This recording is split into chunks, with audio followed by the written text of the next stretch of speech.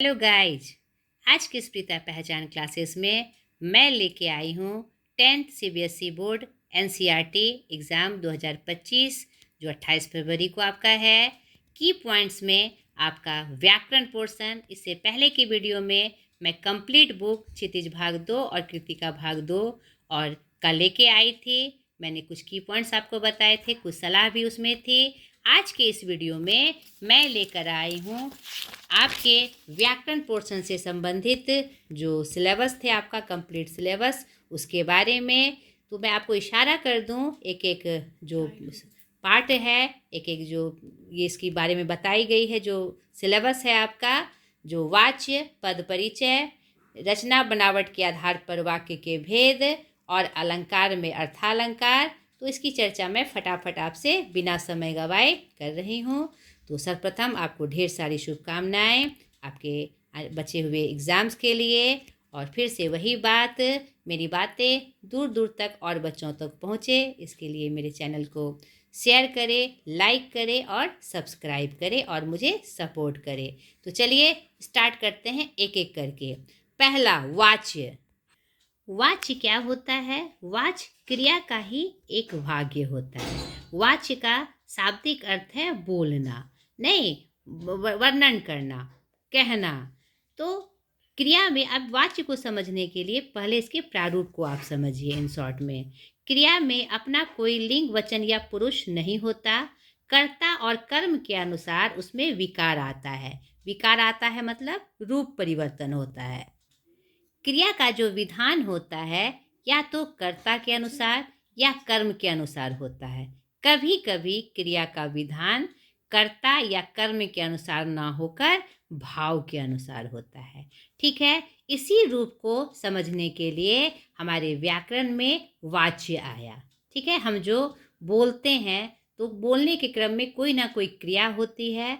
तो क्रिया किस रूप में हमारे सामने प्रस्तुत होती है, उसका कौन सा रूप होता है, उसका क्या विधान है, इसी का वर्णन हमें वाच्य से प्राप्त होता है। तो यहाँ वाच्य की परिभाषा के रूप में वाच्य क्रिया का वह रूप या परिवर्तन है जो वाक्य के अंतर्गत कर्ता या कर्म या भाव की प्रधानता का बोध कराए। ठीक है बेटा, वाच्य के द्वारा हमें यह पता चलता है कि क्रिया के लिंग, वचन और पुरुष कर्ता के अनुसार या कर्म के अनुसार या भाव के अनुसार या स्वतंत्र होंगे। ठीक है, यह चारों रूप का वर्णन हमें किससे प्राप्त होता है? वाच्य से प्राप्त होता है। ध्यान से समझिए। जैसे देखिए उदाहरण के माध्यम से, राम रोटी खाता है, यह किसके अनुसार है? कर्ता के अनुसार, क्योंकि इसमें कर्ता की प्रधानता है और कर्ता के अनुसार ही क्या कहते हैं, वाक्य का जो है लिंग, वचन, पुरुष बना हुआ है। अब दूसरा देखिए, राम से रोटी खाई जा रही है, ये कर्म के अनुसार है, यहाँ कर्म की प्रधानता है। यहाँ रोटी खाई जा रही है राम के द्वारा, राम से नहीं। अब सीता से चला नहीं जाता, यह क्या है? स्वतंत्र रूप है। ना ही ये कर्ता के अनुसार है, ना ही ये कर्म के अनुसार है, अलग से है, स्वतंत्र रूप में है, जो भाव के अनुसार इसको हम संबोधित कर सकते हैं। मुझसे बैठा नहीं जाता, भाव के अनुसार। अर्थात क्रिया के जिस रूपांतर से उसके विधान का यानी होने का विषय ज्ञात हो उसे वाच्य कहते हैं। ठीक है, इन्हीं आधारों पर हिंदी में वाच्य के 3 भेद हैं। कर्तवाच एक्टिव वॉइस, कर्मवाच पैसिव वॉइस, भाववाच इम्पर्सनल वॉइस। ठीक है, 3 रूप, 3 भेद हमारे वाच्य के हमारे सामने प्रस्तुत हुए। कर्तवाच, कर्तवाच क्रिया का वह रूपांतर है जिसमें वाक्य में यह पता चलता है कि क्रिया का विधान कर्ता के लिंग, वचन और पुरुष के अनुसार होता है। ठीक है, मुख्यतः लिंग, वचन और पुरुष के अनुसार। जैसे मोहन किताब पढ़ता है, सुधा भात खाती है, लड़के आम खाते हैं। नहीं, जैसा इसमें कर्ता का रूप था वैसे ही क्रिया का भी लिंग, वचन, पुरुष का रूप था। क्लियर हुआ? दूसरा, कर्मवाच, कर्मवाच क्रिया का वह रूपांतर है जिससे वाक्य में यह पता चलता है कि क्रिया का विधान कर्म के लिंग, वचन और पुरुष के अनुसार होता है। ठीक है, जैसे रोटी खाई गई, लड़के पीटे गए, आम खाया गया। यहाँ किसकी प्रधानता है? कर्म की प्रधानता है और क्रिया का विधान उसी के लिंग और पुरुष के अनुसार हो रहा है। ठीक है बेटा। तीसरा देखिए भाववाच्य। भाववाच्य क्रिया का वह रूपांतर है जिससे यह पता चलता है कि क्रिया का विधान कर्ता या कर्म के लिंग वचन और पुरुष के अनुसार न होकर पुल्लिंग एक वचन और अन्य पुरुष में होता है। यह आपको विशेष रूप से याद रखना है। यानी भाववाच्य में जो क्रिया का रूप होगा वह पुल्लिंग एक वचन और अन्य पुरुष में होगा। ठीक है। जैसे मुझसे पढ़ा नहीं जाता, लड़कों से दौड़ा नहीं जाता। ठीक है। इसमें ना होने की का भी संबोधन है, इससे भी आप इसको पहचान सकते हैं। और ना इसमें कर्ता की प्रधानता होगी ना कर्म की प्रधानता होगी, तो वह हमारा क्या होगा, भाववाच्य होगा। अब देखिए ट्रिक से हम कैसे पहचाने कि यह कर्तवाच्य है कि कर्मवाच्य है कि भाववाच्य है।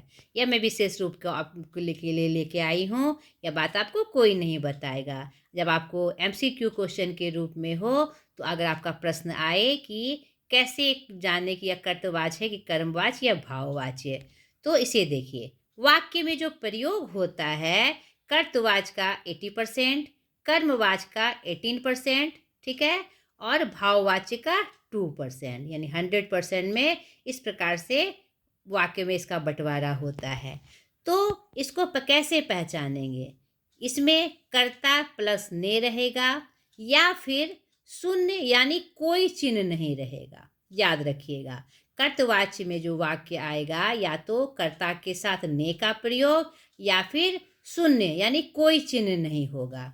दूसरा कर्मवाच्य कर्ता प्लस के द्वारा आएगा और कर्ता इसमें क्या होगा, निर्जीव होगा, एक्टिव रोल में नहीं रहेगा। ये बात याद रखनी है आपको। तीसरा भाववाच्य में कर्ता से नहीं का प्रधान आएगा, यानी नहीं के रूप में आएगा और इसमें क्या प्रधान होगी, क्रिया प्रधान होगी, ना कर्ता ना कर्म। कर्ता से नहीं, क्रिया की प्रधानता होगी इसमें।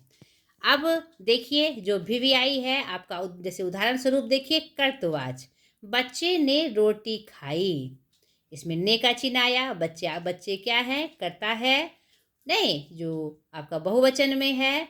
और दूसरा दो जो उदाहरण है, जया किताब पढ़ती है, राजीव घर जा रहा है, इसमें देखिए कोई कारक चिन्ह नहीं आया है, शून्य है, नहीं कोई भी कारक का प्रयोग नहीं हुआ है और कर्ता मुख्य रूप से आ रही है। यानी कर्ता का मुख्य रूप से आना या कर्ता के साथ ने आना और कोई भी कारक चिन्ह का प्रयोग नहीं होना कर्तवाच्य वाक्य का उदाहरण है। अब कर्मवाच्य देखिए, उदाहरण से समझिए इसको। पतंग उड़ रही है, सड़क बन रही है, इसमें कर्ता है नहीं, कोई कर्ता नहीं है, यहाँ कर्म है। कौन उड़ रही है, यानी क्रिया का प्रभाव जिस पे पड़े, पतंग पे। पतंग खुद ही उड़ रही है, कर्ता का यहाँ कोई रोल नहीं है। सड़क बन रही है, यहाँ कर्ता का कोई रोल नहीं है, सड़क बन रही है। या फिर द्वारा के रूप में, किसान के द्वारा खेत जोता जा रहा है, मोहन के द्वारा पत्र लिखा जा रहा है, यानी के द्वारा होना या कर्ता का निर्जीव होना। ठीक है बेटा। भाववाच्य में देखिए, रोगी से बैठा नहीं जाता, से आया है, बालक से पढ़ा नहीं जाता, और हम क्या देखते हैं, क्रिया प्रधान रूप से यहाँ प्रस्तुत हुई है। क्लियर हो गया। दूसरा इंपॉर्टेंट चैप्टर आपका पद परिचय, आप इसे भी ध्यान से समझिए, मैं उदाहरण के साथ इसको समझा रही हूँ। पद परिचय पार्सिंग क्या होता है, पहले इसे समझिए आप। वाक्यों में प्रयुक्त किए जाने वाले शब्दों को पद कहते हैं एवं वाक्यों में आने वाले पदों का व्याकरण की दृष्टि से परिचय देना पद परिचय कहलाता है। तो पद और पद परिचय दोनों के बारे में आपने जाना। फिर से सुनिए, वाक्य में जो प्रयुक्त किए जाते हैं शब्द, उसे ही क्या कहा जाता है, पद कहा जाता है। और वाक्य की बनावट किससे होती है, कर्ता, क्रिया, कर्म या अन्य शब्दों से। ठीक है, तो वो जो प्रयोग हुए उसे को क्या कहा गया, पद कहा गया। और व्याकरण में आने वाले पदों का नहीं, वाक्य में आने वाले पदों का व्याकरण की दृष्टि से जो परिचय दिया गया, तो व्याकरण की दृष्टि से क्या परिचय हो सकता है, उसका भेद, उपभेद, उसके लिंग क्या है, उसका वचन क्या है, कौन सा कारक है, नहीं, आदि आदि आदि, यही क्या होता है, पद परिचय कहलाता है। वही नीचे मैंने वर्णित किया है। पद परिचय में शब्द के भेद, यानी जिससे वो शब्द रिलेटेड है उसका भेद, उपभेद, लिंग, वचन, कारक तथा क्रिया आदि का परिचय दिया जाता है। ठीक है। व्याकरणिक दृष्टि से ये पद क्या हैं? संज्ञा, सर्वनाम, विशेषण, क्रिया, क्रिया विशेषण, समुच्चय बोधक, संबंध बोधक और विस्मयादि बोधक।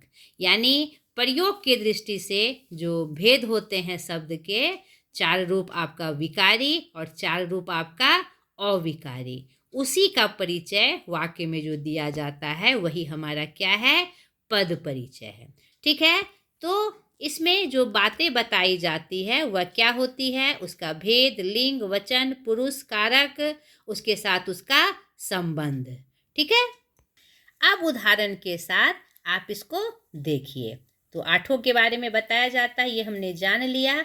अब जैसे देखिए, हम अपने देश पर मर मिटेंगे। आपके प्रश्न में कैसे प्रश्न आएगा?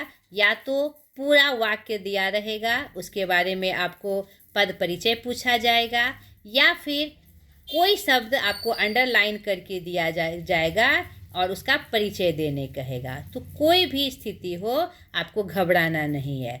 जैसे देखिए, हम अपने देश पर मर मिटेंगे, पद परिचय देने का, या कोई भी वाक्य दे दिया आपको, तो आपको उसमें क्या बताना है? लिंग, वचन, पुरुष, कारक, या कौन सा शब्द है, यानी अविकारी विकारी में वो कौन सा शब्द है? संज्ञा है, सर्वनाम है, विशेषण है, क्रिया है। ठीक है। अविकारी में क्रिया विशेषण है, संबंध बोधक है, समुच्चय बोधक है कि विस्मयादि बोधक है, और कौन सा भेद है उसका, यह बताना है। उसका लिंग बताना है, अगर वाक्य में रहे तो उसका लिंग, वचन बताना है, पुरुष बताना है, आदि आदि आदि। ठीक है। अब जैसे इस वाक्य में देखिए, हम क्या है, सर्वनाम है, हम जान रहे हैं। इसके लिए बेटा आपको उस आठों का कंप्लीट नॉलेज होना चाहिए, उनके भेदों की जानकारी होनी चाहिए। अगर आपको जानकारी नहीं है तो सरसरी निगाह से आप संज्ञा से लेकर आपके विस्मयादि बोधक तक, यानी शब्द का जो विकारी और अविकारी रूप है, विकारी 4 और अविकारी, वह उसका कंप्लीट आप सरसरी निगाह से जरूर देख लीजिएगा, तभी आप पद परिचय दे पाएंगे। और इससे 3-4 क्वेश्चन जरूर आते हैं, इस बात का भी आपको ध्यान रखना है, एक भी प्रश्न आपसे ना छूटे, इसके लिए यह आवश्यक है। अब हम क्या है, सर्वनाम है, उत्तम पुरुष है, बहुवचन है, नहीं पुल्लिंग है, हम अपने देश पर मर मिटेंगे, नहीं, और क्या है, ये कर्ता कारक है। अपने सर्वनाम है, निजवाचक, पुल्लिंग, एक वचन, संबंध कारक, देश से संबंध। देश पर क्या है, संज्ञा है, जातिवाचक, पुल्लिंग, एक वचन, अधिकरण कारक। नहीं, मर मिटेंगे, अकर्मक क्रिया, पुल्लिंग, बहुवचन, भविष्यत्काल, अपूर्ण पक्ष, कर्तवाच। यानी कि आपको लिंग, वचन, पुरुष, कारक भी आना चाहिए, और संज्ञा से लेकर समुच्चय बोधक, विस्मयादि बोधक तक के भेद और स्वरूप की भी जानकारी आपको होनी चाहिए, तभी आप सही रूप से पद परिचय दे पाएंगे। तो इसका आप सरसरी निगाह से ज़रूर देख लीजिएगा, मैंने अलग अलग सब का वीडियो डाला हुआ है, तो बढ़ा के उसे, अगर आपको आता है तो बहुत अच्छी बात है, अगर कहीं कन्फ्यूजन हो तो आप उसे ज़रूर देख लीजिएगा। ठीक है बेटा। दूसरा उदाहरण देख के समझिए। धवल वहाँ 10वीं कक्षा में बैठा है। मान लीजिए यहाँ आपको पूछा, कोई अंडरलाइन कर दिया, जैसे 10वीं कर दिया, धवल कर दिया, नहीं, और कहेगा कि इसका पद परिचय दीजिए, यानी कि यहाँ पर जो रेखांकित पदों का पद परिचय दीजिए, तो आपको उसी का परिचय देना, ये और आसान है। जैसे अब धवल का परिचय देना है तो वह क्या है, संज्ञा है, व्यक्तिवाचक है, किसी भी विशेष व्यक्ति का नाम है, पुल्लिंग है, लड़का है, ये एक वचन है, नहीं सीधा एक वचन का रूप दिख रहा है यहाँ, कर्ता कारक है, बैठा है, क्रिया का कर्ता है, वहाँ स्थानवाचक क्रिया विशेषण है, वहाँ यहाँ स्थान बता रहा है, ये 10वीं विशेषण है, ये कौन सा विशेषण है, संख्यावाचक, कक्षा में संज्ञा है, बैठा है क्या है, अकर्मक क्रिया है, नहीं, अकर्मक में बैठा में कोई कर्म नहीं है। तो इस तरह से परिचय देना हमारा क्या कहलाता है बेटा, पद परिचय, चाहे वाक्य का पूरा परिचय हो, चाहे रेखांकित भाग का हो। आशा करती हूँ वो आपसे हो जाएगा। तीसरा महत्वपूर्ण चैप्टर है आपका रचना बनावट के आधार पर वाक्य के भेद। चलिए उसे भी हम देख लेते हैं। अब देखिए, मैं इन शॉर्ट में लेके आई हूँ क्योंकि आपका रिवीजन है, आपने पहले से पढ़ा है, आपको इसकी जानकारी है, तो बहुत अच्छी बात। नहीं तो आप इसका ट्रिक देखकर आप इसको कन्विंस करिए। रचना की दृष्टि से वाक्य के 3 भेद होते हैं। ठीक है बेटा, सरल वाक्य, संयुक्त वाक्य और मिश्र वाक्य। अब देखिए, सरल वाक्य को हम कैसे पहचानेंगे, संयुक्त वाक्य को कैसे पहचानेंगे और मिश्र वाक्य को कैसे पहचानेंगे। इसकी परिभाषा भी आ सकती है और या फिर वाक्य में इसको पहचानने आ सकता है, या फिर सरल वाक्य को संयुक्त वाक्य में बदलिए, संयुक्त वाक्य को मिश्र वाक्य में बदलिए। तो जब तक आपको तीनों के मूल रूप के बारे में जानकारी नहीं होगी, तीनों में से कोई प्रश्न आपसे नहीं हो पाएगा।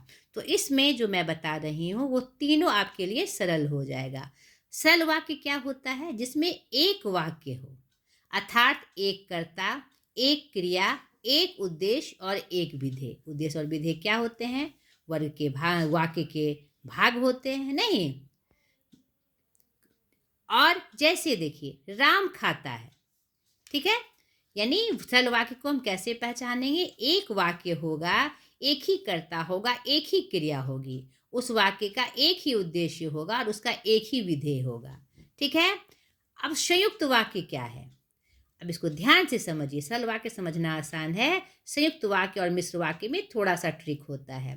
जिस वाक्य में दो या दो से अधिक उपवाक्य हो, मिले हो, परंतु सभी वाक्य प्रधान हो, तो ऐसे वाक्य को संयुक्त वाक्य कहा जाता है। यानी इसका क्या मतलब कि अलग अलग दो वाक्य होंगे या दो से अधिक वाक्य होंगे और दोनों की अलग अलग प्रधानता होगी, दोनों अपने आप में स्वतंत्र होंगे और प्रधान होंगे। तो इसे कैसे पहचाना जाए? एक तो दो से अधिक वाक्य होंगे, दो से अधिक कर्ता होगा, अधिक उद्देश्य होगा, अधिक विधेय होगा, नहीं, क्रिया का अलग एक से अधिक रूप होगा। इसको पहचानने के लिए एक ट्रिक है कि दो वाक्य के बीच में और, एवं, तथा, था, अथवा, या, इसलिए, अतः, तो, भी, नहीं तो, फिर भी, किंतु, परंतु, लेकिन, पर आदि आए। ये जो शब्द मैं आपको बता रही हूँ, इसको आप एकदम तोता मैना की तरह रख लीजिएगा। ये शब्द जैसे आपको दिख जाए दो वाक्यों के बीच में, तो समझ लीजिए कि यह संयुक्त वाक्य है। जैसे वह सुबह गया और शाम को लौट आया, उसने बहुत परिश्रम किया किंतु सफलता नहीं मिली। बादल घिरे और मोर नाचने लगा, सूरज निकला और फिर फूल खिल उठे। तो यहाँ हमने क्या देखा? और, आदि, किंतु आदि का प्रयोग हुआ और दो जो वाक्य जुड़े उससे वो अपने आप में स्वतंत्र थे और प्रधान थे। ठीक है बेटा। तीसरा देखिए, मिश्र वाक्य। जिस वाक्य में एक से अधिक वाक्य मिले हो किंतु प्रधान वाक्य तथा शेष आश्रित उपवाक्य हो। यानी कि इसकी पहचान क्या है कि एक से अधिक वाक्य होंगे लेकिन दूसरा वाक्य, इसमें एक प्रधान होगा और दूसरा वाक्य जो होगा उससे प्रधान वाक्य पे आश्रित होगा। इसका ट्रिक क्या है? वाक्य के बीच में जहाँ, कि, जो, क्योंकि, जितना, उतना, जैसा वैसा, जब तब, जहाँ वहाँ, जिधर उधर, अगर इस तरह का रूप आए, यद्यपि, तथापि आदि, तो वह हमारा क्या होगा? मिश्र वाक्य होगा। उदाहरण से देख लीजिए, मेरा दृढ़ विश्वास है कि भारत जीतेगा। ठीक है। सफल वही होगा जो परिश्रम करेगा। यहाँ पर एक प्रधान वाक्य है, मेरा दृढ़ विश्वास है कि भारत जीतेगा, यह उसी पे आश्रित है।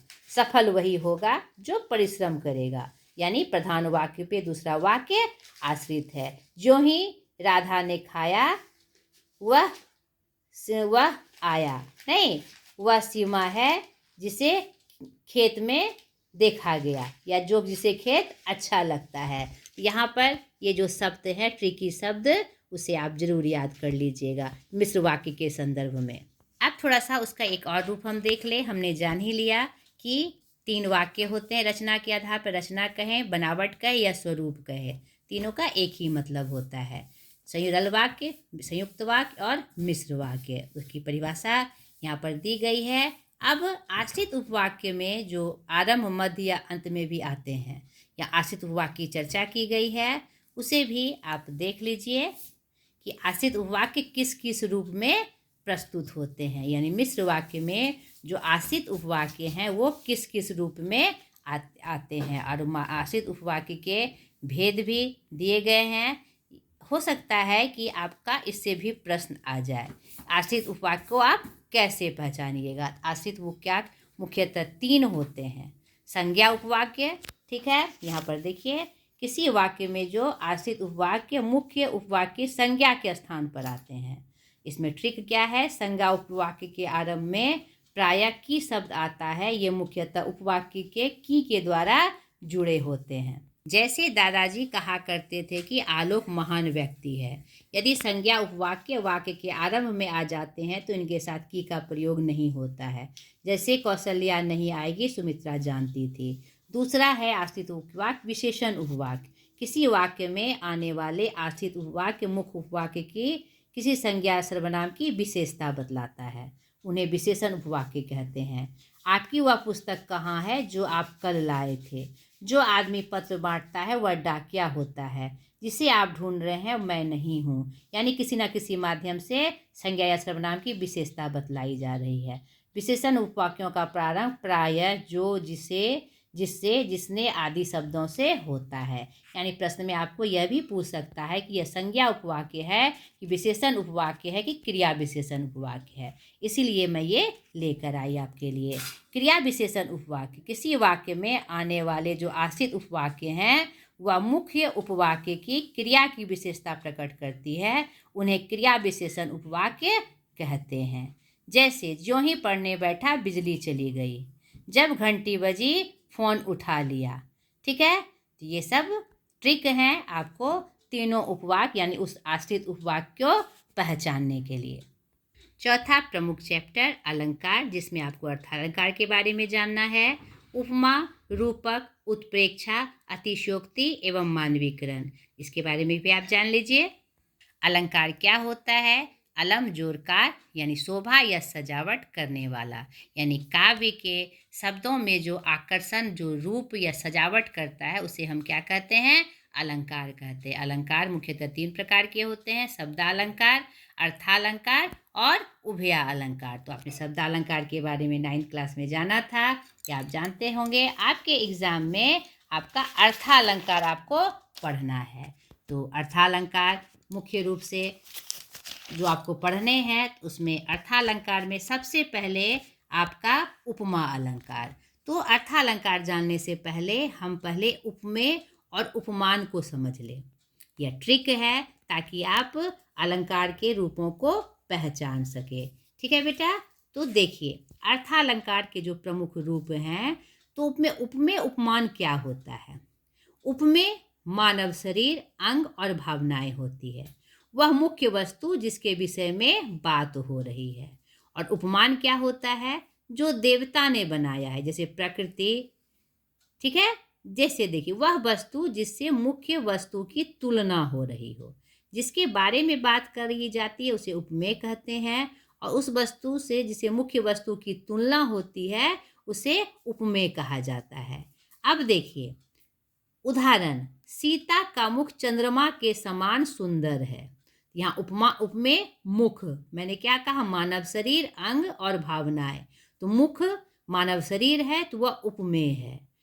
तुलना किससे की जा रही है? चंद्रमा से, तो वह मेरा उपमान है। और समान वाचक शब्द है, और सुंदर क्या है? सीधा। ठीक है, जो गुण होता है, दोनों में सामान्य गुण, साधारण धर्म जिसको कहते हैं। आगे उसकी भी हम चर्चा में देखेंगे उपमा अलंकार में। तो उपमा अलंकार क्या है? वह उपमेय में उपमान की समानता बताई जाए, अर्थात जहाँ मुख्य वस्तु को किसी दूसरी वस्तु के जैसा या उसके समान बताया जाए। ठीक है, यहाँ पर उपमा दी जाए उसके जैसा। ठीक है, इसमें इस चीज़ को समझना है। जहाँ उपमेय में उपमान की समानता बताई जाए, अर्थात मुख्य वस्तु को किसी दूसरी वस्तु के जैसा या उसके समान बताया जाए। इसकी पहचान क्या है? सा, सी, सम, समान, से, सरिस, भांति, के जैसे, तरह, तुल्य, के समान आदि योजक चिन्हों के साथ आए। इन शब्दों के साथ काव्य में उसका प्रयोग हो। और योजक चिन्ह के साथ, इसकी एक और पहचान है, योजक चिन्ह के साथ सा सी सरिस आए। जैसे उदाहरण में देखिए, सागर सा गंभीर हृदय हो, गिरी सा जैसा हो ऊंचा निवास। यहाँ पर क्या देखा हमने, सा सी का प्रयोग हुआ और योजक चिन्ह भी आया। तो यह मेरा क्या है, उपमा अलंकार।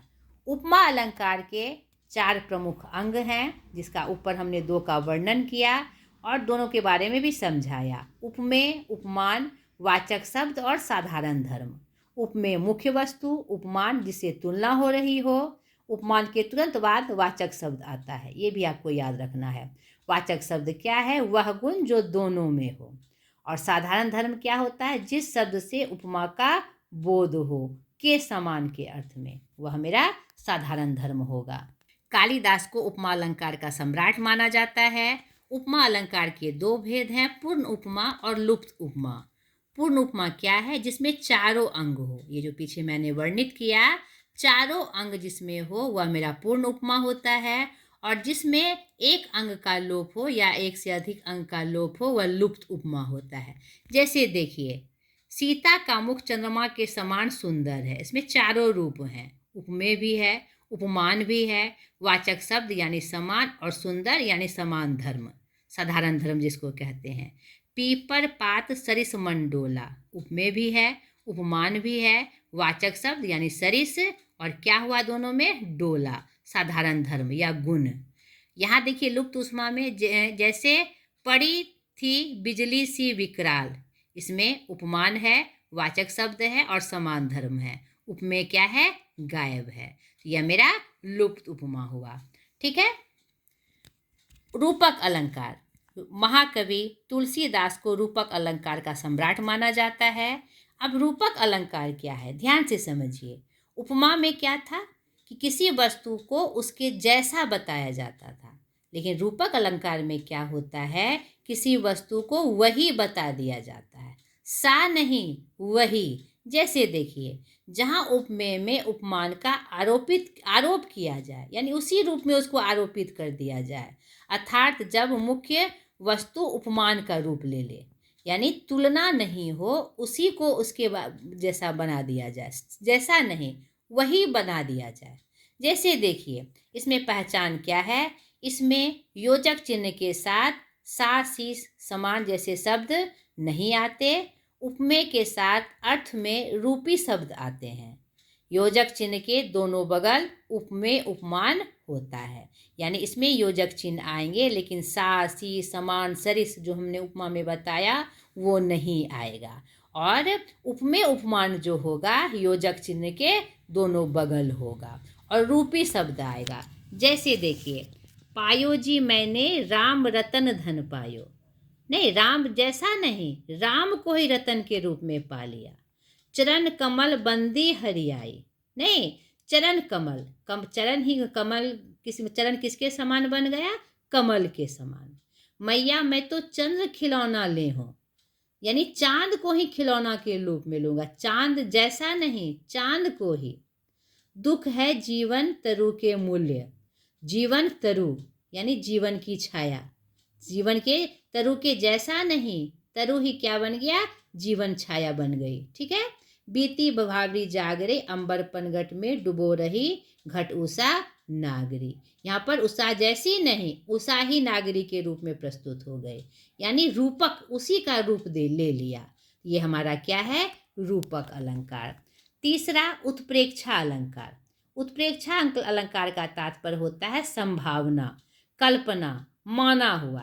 ठीक है, याद रखिएगा इसको। उत्प्रेक्षा का मतलब ही है मानना, जैसे मैथ में हम मानते हैं ना माना की, उसी तरह उत्प्रेक्षा अलंकार में माना जाता है, जहां उपमेय में उपमान की कल्पना की जाए, कल्पना हो कि शायद ऐसा ऐसा हो। इसमें ट्रिक क्या है, अर्थात जहां किसी वस्तु को किसी दूसरी वस्तु के जैसा होने की कल्पना करवाई जाए। इसकी पहचान है जनु, जन, जानो, मनु, मन, मानहु, ज्यों, सो। ठीक है, इव, मानो, जानो, आपको पंक्ति से ही स्पष्ट हो जाएगा कि माना जा रहा है। जैसे देखिए, सोहत ओढ़ पीत पट श्याम सलोने गात, मानो नीलमणि सेज पर आपत पायो प्रभात। मानो शब्द आया। पाहुन ज्यों आए गांव में, मेघ आवे बैठे गठन सो देत। ज्यों आया ना, मनु, मानो, ज्यों, सो, इव, मानो आदि इसकी पहचान है। ये हमारा उत्प्रेक्षा अलंकार हुआ। चौथा अतिशयोक्ति अलंकार। ठीक है, अब देखिए तीनों में अंतर क्या है उपमा, रूपक और उत्प्रेक्षा में। सा, सी, सम, सी के समान, समानता, आरोप रूपी शब्द, उपमेय उपमान योजक चिन्ह, मानो की यानी कल्पना, संभावना। अतिशयोक्ति अलंकार, अतिशयोक्ति इसका क्या तात्पर्य है, यानी जो युक्ति होगी बढ़ा चढ़ाकर, हमारी युक्ति बढ़ा चढ़ाकर होगी। जहाँ लोक सीमा का अतिक्रमण करके किसी बात को पेश किया जाए, अर्थात जिन पंक्तियों में जो बात कही गई है वह होना संभव नहीं है, ईश्वर को छोड़कर। यहाँ पर इस बात को ध्यान रखिएगा, ईश्वर ऐसा कर सकते हैं, नहीं जो संभव नहीं हो उसे भी कर सकते हैं, असंभव को भी संभव कर सकते हैं। यहाँ पर दिया गया है शर्त कि ईश्वर को छोड़कर। जैसे हनुमान की पूंछ में लग न पाई आग, लंका सिगड़ी जल गई, गए निशाचर भाग। यह असंभव वाली बात है। देख लो साकित नगरी, यहीं स्वर्ग से मिलने गगन जा रही। क्या नगरी कहीं स्वर्ग से मिलने जा सकती है? ऐसा नहीं हो सकता। पानी परात को छियो नहीं, नैनन के जल से पग धोए। ऐसा नहीं होता है, यह सिर्फ संकेत मार्ग है। यह अतिशयोक्ति वाले कथन है, बढ़ा चढ़ा कर कहे जाने वाले कथन। तो यह हमारा क्या होगा? अतिशयोक्ति अलंकार। समझ गए बेटा? अंतिम मानवीकरण अलंकार, जहाँ उपमेय निर्जीव वस्तु अथवा प्रकृति, ध्यान से सुनिए, जहाँ उपमेय निर्जीव वस्तु अथवा प्रकृति पर मानवीय चेष्टाओं का आरोप किया जाए, हंसना, रोना, चलना, नाचना, मुस्कुराना आदि क्रियाएं करवाई जाए, तो वह हमारा क्या होगा? मानवीकरण अलंकार। यानी प्राकृतिक चीज़ों को, निर्जीव चीज़ों को मानवीय क्रियाकलाप जैसा, हंसना, रोना, चलना जैसा दिखाना। जैसे उदाहरण देखिए, फूल हंसे कलियां मुस्काई। अब यहाँ फूल हंस सकते हैं क्या? कलियां मुस्कुरा सकती है क्या? तो उसका मानवीकरण कर दिया गया प्राकृतिक चीज़ों का। सागर के उर पार नाच नाच करती है लहरें मधुर गान। मधुरे नाचती है क्या? लेकिन उसे मानव का जो क्रियाकलाप है उससे समाहित कर दिया गया। यह हमारा क्या होता है? मानवीकरण अलंकार। तो हमने यहाँ चार प्रमुख जो आपका था विशेष मुख्य प्रमुख इम्पॉर्टेंट चैप्टर व्याकरण पुरस्कार का हमने जाना। अब आपके जो और जो मुख्य बचे हुए पार्ट से हैं तो वह आपके अभ्यास से ही संबद्ध हो सकता है, जिसमें आप औपचारिक पत्र, अनौपचारिक पत्र को आप देख लीजिएगा। मैं थोड़ा सा इसमें भी आपको ट्रिक बता दूं। पत्रों के मुख्यतः दो भेद होते हैं, औपचारिक पत्र फॉर्मल लेटर जिसको बोलते हैं, अनौपचारिक पत्र इनफॉर्मल लेटर। तो इनफॉर्मल लेटर तो अपने सगे संबंधियों को होता है, वह लिखना आसान होता है, उसमें सिर्फ दिनांक स्थान दिया जाता है और उसका स्टार्टिंग होती है और लास्ट होता है नॉर्मल तरीके से। लेकिन औपचारिक पत्र जो फॉर्मल लेटर होते हैं उसमें कुछ फॉर्मेलिटीज़ निभाई जाती है। तो जिन व्यक्तियों के साथ व्यक्तिगत संबंध औपचारिक होते हैं उन्हें लिखे जाने वाले पत्र औपचारिक पत्र कहलाते हैं। इस प्रकार के पत्र कक्षा अध्यापकों, प्रधानाचार्यों, संपादकों, सरकारी एवं अन्य कार्यालयों के अधिकारियों, निजी संस्थानों के प्रमुखों तथा व्यापारियों आदि को लिखे जाते हैं। इसके रूप में कौन कौन से पत्र आते हैं? आवेदन पत्र, व्यावसायिक पत्र, कार्यालयी पत्र, अधिकारी पत्र, नौकरी संबंधी पत्र, शिकायती पत्र। और व्यक्तिगत, जिन व्यक्तियों से हमारा व्यक्तिगत और आत्मीय संबंध होता है उन्हें लिखे जाने वाले पत्र अनौपचारिक पत्र कहलाते हैं। ऐसे पत्र प्रायः सगे संबंधियों, मित्रों और परिवार के सदस्यों को लिखे जाते हैं। सामाजिक पत्र भी अनौपचारिक पत्र की श्रेणी में आते हैं। जन्मोत्सव, विवाहोत्सव, गृह प्रवेश आदि के लिए लिखे गए निमंत्रण पत्र भी व्यक्तिगत संबंधों पर आधारित होते हैं। तो यहाँ पर आपने पहले भी लिखा होगा, तो जो फॉर्मल लेटर है उसका कुछ प्रारूप होता है। किसी को हम आवेदन लिखते हो किसी रूप में, आवेदन के रूप में, फॉर्मल के रूप में, तो हम सेवा में कर अधिकारी का नाम लिखते हैं, उसके पद की चर्चा करते हैं, फिर विषय वस्तु लिखते हैं, फिर संबोधन में महाशय, महोदया, महाशया जो अगर लड़की हो तो, उसके बाद मुख्य पाठ अपना प्रस्तुत करते हुए, अपना परिचय देते हुए, और अंत में फिर अपना परिचय और दिनांक के साथ, अपने पते के साथ हम इसे लिखते हैं। ठीक है, इसको आप देख लीजिएगा।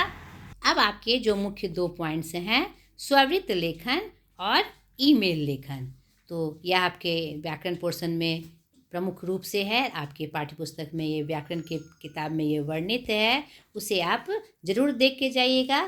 थोड़ा सा हिंट मैं आपको कर दूं यहाँ पर देखिए, स्ववृत्त लेखन यानी बायोडाटा राइटिंग। यहाँ कुछ बातें हैं जिसमें कुछ ध्यान देने योग्य बातें हैं, उसे आप देख लीजिए। सरसरी निगाह जैसे इसको पढ़ लेना है, आपने पहले किया होगा।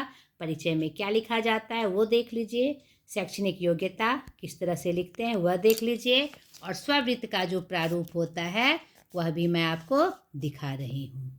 ठीक है, उदाहरण में यहाँ पर इस तरह से लिखते हैं, जैसे देखिए, टीजीटी पद के लिए स्ववृत्त इस तरह से जानकारी के साथ हमारा स्ववृत्त लेखन, बायोडाटा लेखन लिखा जाता है। इसे आप अच्छे से देख लीजिए, इसकी पूरी तैयारी आपको करके जानी है। यहाँ घोषणा, ठीक है, यहाँ पर मैंने पूरा वर्णन स्ववृत्त लेखन का आपको दिखाया। अब औपचारिक ईमेल लेखन का जो प्रारूप होता है वह भी आप देख लीजिए। इससे किसी भी तरह का प्रश्न आए उसकी जानकारी आपको होनी चाहिए। ईमेल के लाभ क्या हैं, किस तरह से उसके प्रारूप होते हैं, क्या क्या लिखा जाता है, वह आप देख लीजिए। ईमेल लिखने का तरीका किस तरह से होता है, इसको आप एकदम रट लीजिएगा। एकदम जो भी आपके चैप्टर में आपके लिए इम्पोर्टेंट चैप्टर है उसको पूरी तैयारी करके आपको जानी है, कुछ भी आपको नहीं छोड़ना है। संदेश कैसे भेजा जाता है उसका भी प्रारूप आप देख लीजिए, अलग अलग उदाहरणों के साथ। यहाँ मैंने आपको बताया। ये आपका व्याकरण पोर्शन भी यहीं समाप्त हुआ। तो फिर से आपको ढेर सारी शुभकामनाएं। आप अच्छे से एग्ज़ाम दीजिए और अपने लक्ष्य की तरफ अग्रसर होइए। ढेर सारी शुभकामनाओं के साथ फिर से वही बात, मेरी बातें बहुत दूर दूर तक पहुँचे, अन्य बच्चों तक पहुँचे, इसके लिए मेरे चैनल को प्लीज़ शेयर करें, सब्सक्राइब करें और लाइक करें। बाय।